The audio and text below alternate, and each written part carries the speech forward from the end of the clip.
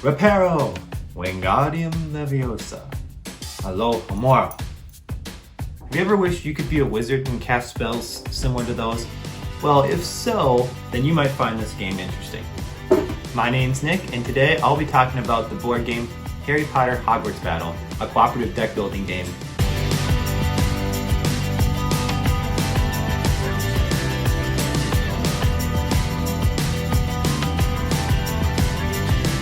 Published by USAopoly in 2016, this game is a cooperative deck building board game for 2 to 4 players set in the Harry Potter universe, or the Harry Potter book series by J.K. Rowling. In case you're wondering, no, this isn't one of those expensive $200 fake wizard wands. It's just a rock band drumstick.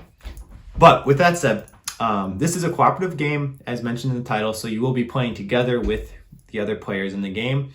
And it's also a deck building game, as mentioned in the title. So that means it has very similar mechanics to other deck building games such as Dominion or Star Realms. If you're not sure exactly what a deck builder is, I'll definitely explain that in a little more detail in a few minutes. And additionally, something not specified in the title is I would say this game has elements of a legacy game. Now, if you're not familiar with the legacy game, it's a game where after you play a complete game, you get to add additional elements for the next time you play the game. And in this game, that's done to simulate each book of the Harry Potter series.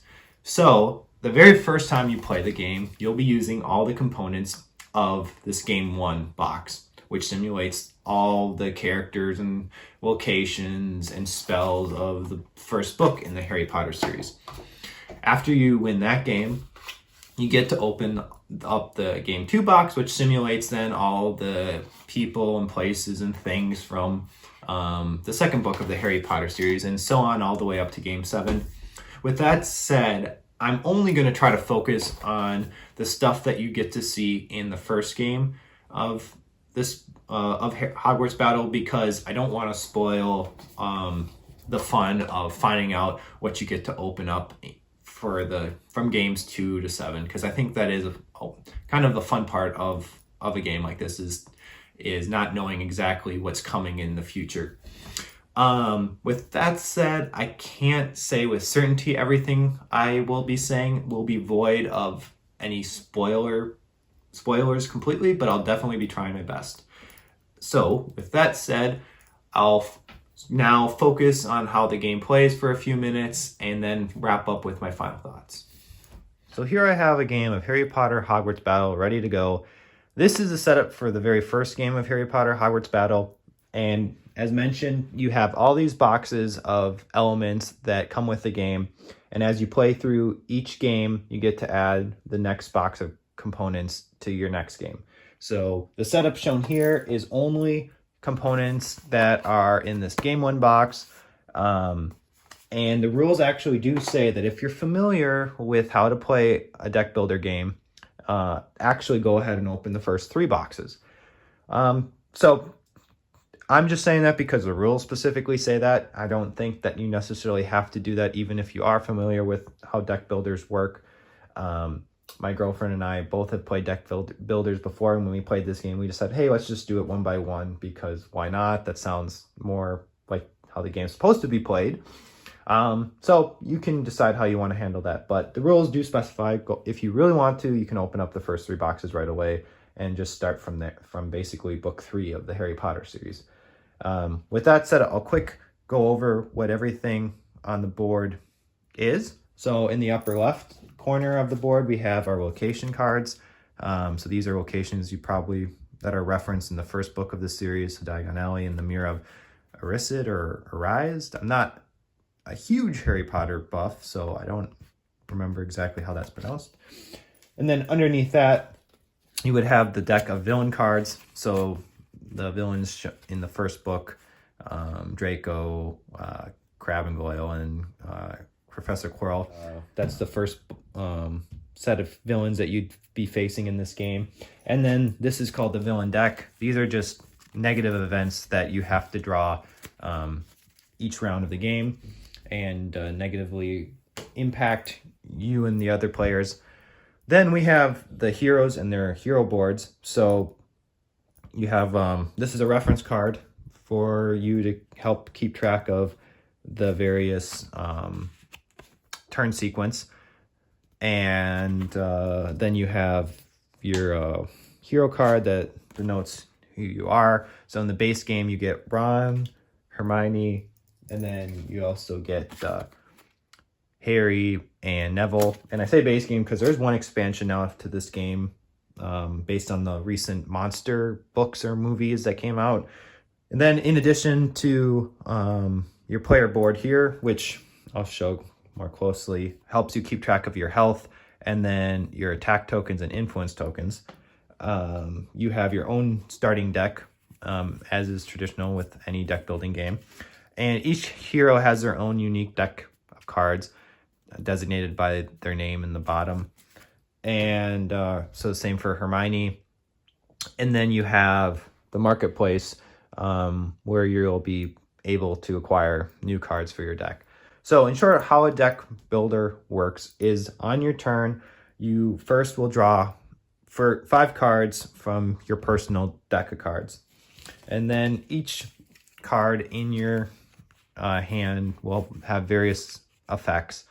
A lot of them will tell you to gain some sort of resource.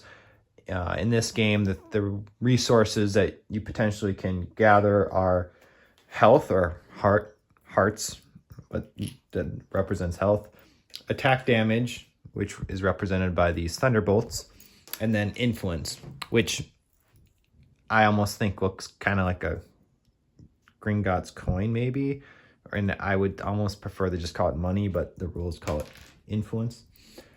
And then when you play a card, you basically acquire exactly what it says for you to acquire. So in the case of Ron's starting hand here, we have gain 1 damage or you gain 2 heart.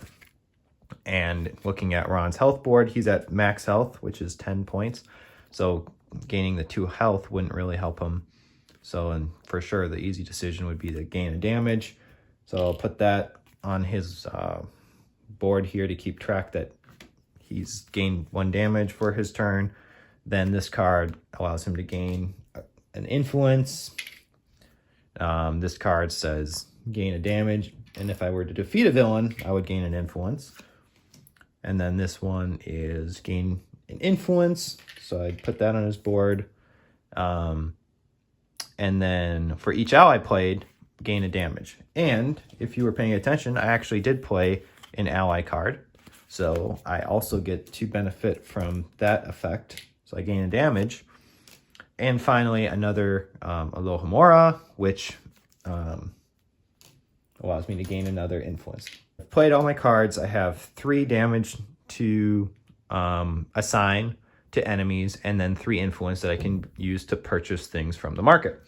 Now, one thing that I need to back up and do real quickly is the villain card. So at the beginning of your turn, you actually first draw one of these dark arts cards, actually is what they're called. One of the dark arts cards, and do what it says. So this dark art card tells me to active hero, which is Ron in this case, loses 2 health. So I'll knock down his health marker 2 points. And then there would already be a villain card out on the table. And in this case, the first villain I have to, myself and Hermione have to defeat is Professor Quirrell. And you resolve his ability for every player's turn. So then I also have to lose 1 heart due to that effect. And then I would actually be able to play my cards. So I won't go through that process again. I played my cards. I have 3 damage to assign. I have 3 influence that I can spend. There's only 1 villain for me to assign this damage to.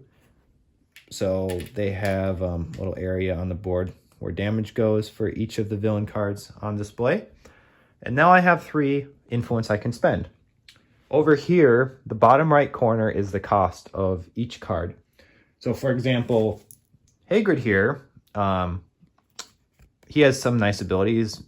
Not only would I gain a damage if I were to play him, but all heroes would then also get to gain a heart. but he costs 4 influence and I only have 3 right now. So I wouldn't be able to buy him, but another option I could purchase is this potion or essence of Dittany, and that would allow any one hero to gain 2 health. So not a bad card to have early on in your deck.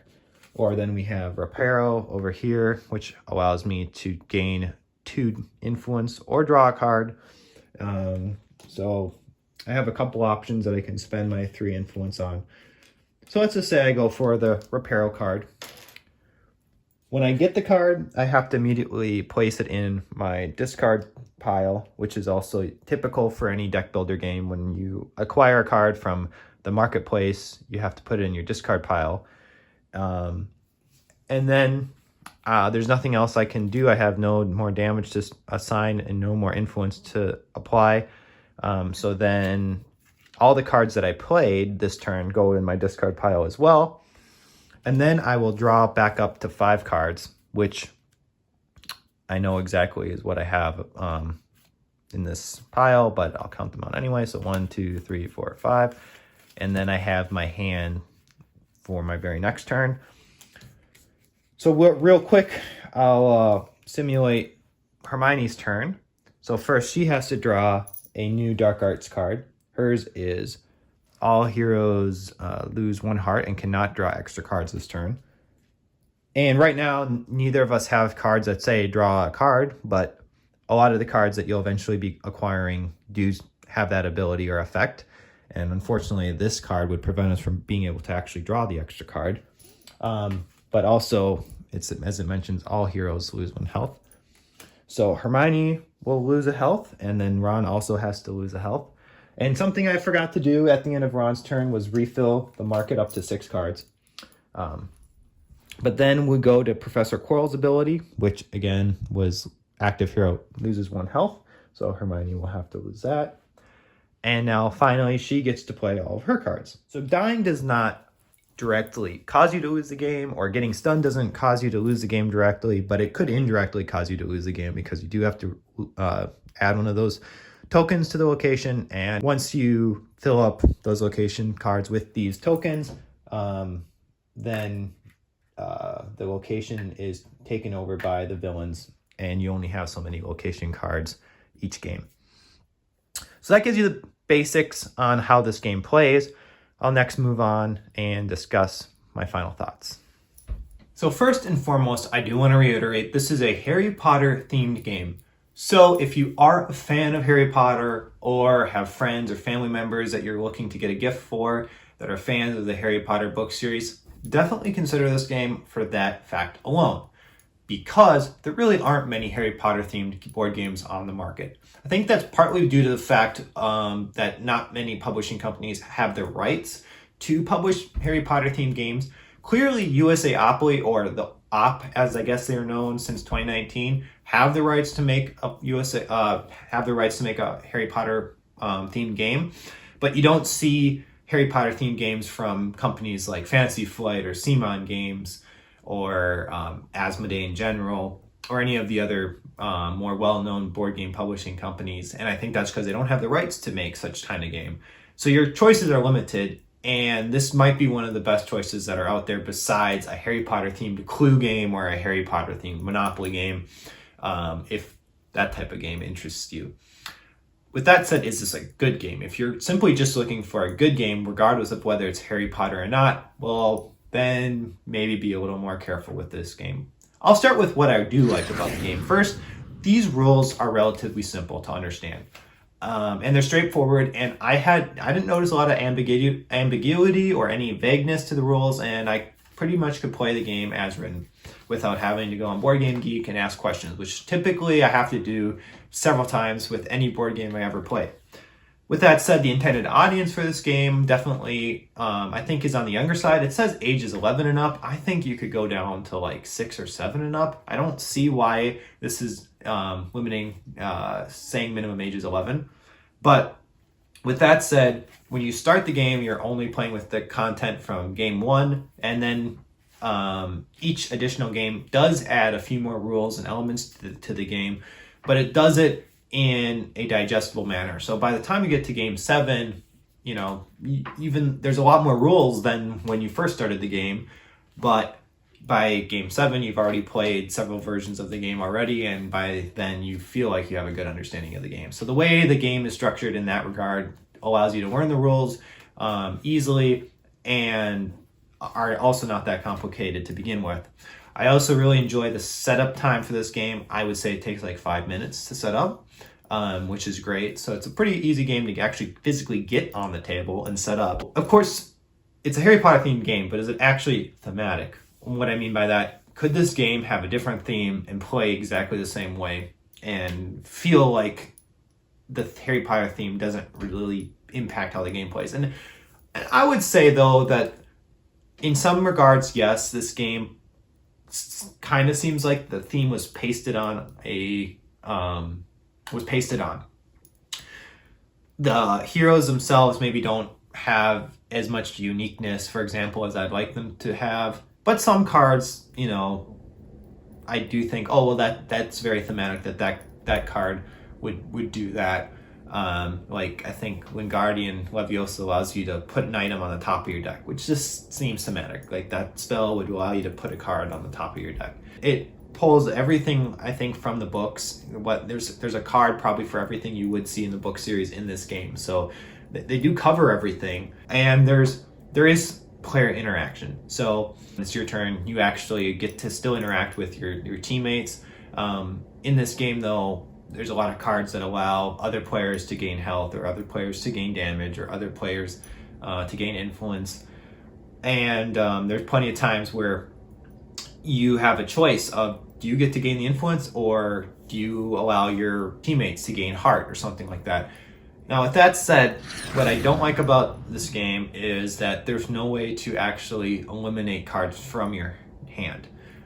In most deck building games, there's a very common mechanic some sort of mechanic at least, to eliminate cards completely from your deck. Well, you know, after you've played several rounds of the game, you're going to have pretty powerful cards that can do a lot of things, like deal 3 damage, or give yourself 3 heart, or give every player 2 damage. You know, things that are much better than these starting Alohomora cards that just give you a single influence.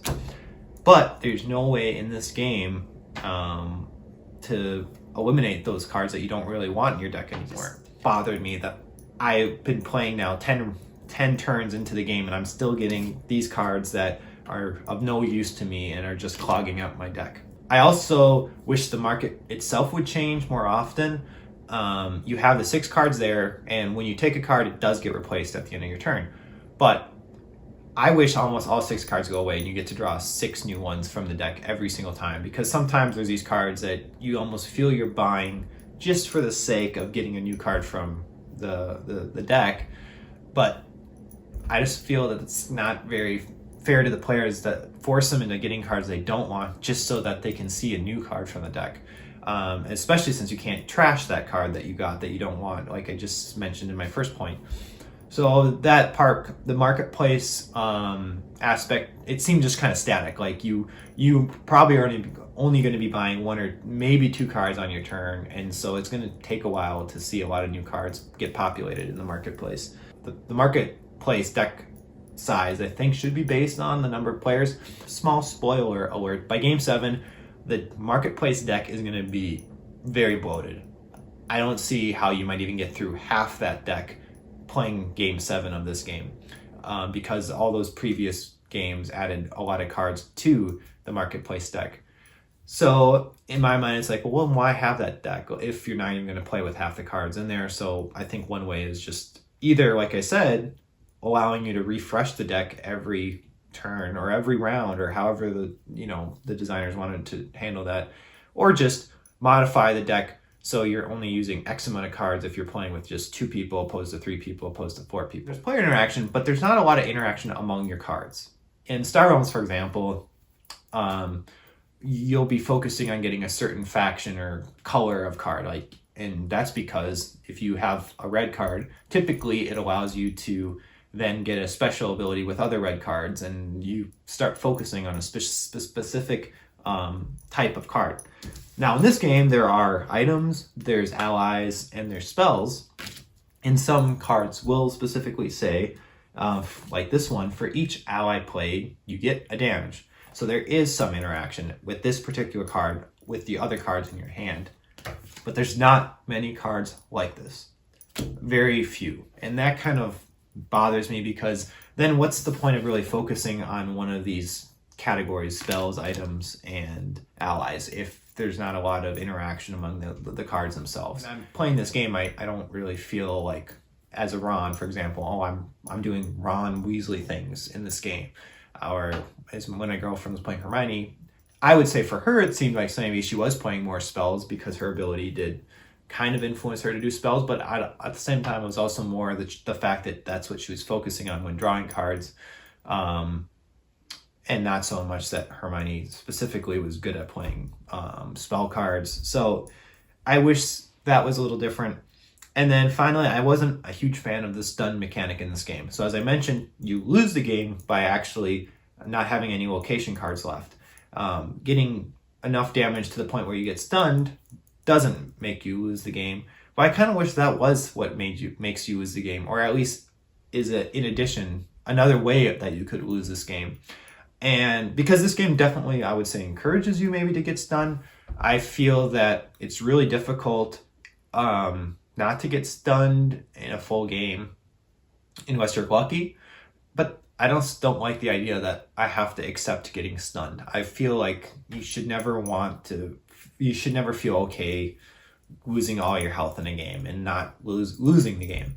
So that again, maybe it was something that more personally bothered me. That might not bother a lot of other players, and I can't say is something that's broken or wrong with the game specifically. It's just something that I didn't really enjoy, because I just felt like if I'm a hero, I shouldn't be getting stunned. I should lose health and risk maybe dying, but I don't want to just get stunned and then I'm back in the game the very next turn. With all those kind of negative things that I have, it's hard for me to say this is a game I would recommend for you to go out and buy. Like I said, if you are a Harry Potter fan, for sure, seriously consider this game, because it probably is the best Harry Potter themed game in the market. And it's relatively easy to learn. And I think maybe that's also part of the reason that why the game is the way it is the designers maybe hoped it would kind of have more mass appeal and not be too specific to just hobby gamers, because, Harry Potter is definitely one of the most well-known book universes besides probably Lord of the Rings. So I kind of see why they wouldn't want to design a game that's too complicated, because they'd be alienating a lot of potential players for this game out there. But with that said, I don't know if it has enough for me as a player that's looking for a good game to want to play over other games that are deck builder games. Look into maybe the expansion of this game as well online, and see if maybe that makes you more interested in the space game. There's also a competitive deck building version of this game. So this is a cooperative game, but they also, USAopoly released a competitive version, which has a lot of the similar mechanics. It's a deck builder, but also in terms of how the game plays, it's very similar, except it's competitive. So if the fact this was cooperative maybe for whatever reason kind of turned you off, there's a competitive version of this game that I've yet to play, but I do own, and hope to put up a review video for that soon too. And maybe that one has some elements that make it a little more interesting, at least for me, than this game. So with that said, thank you very much for watching, and I hope to see you guys again soon.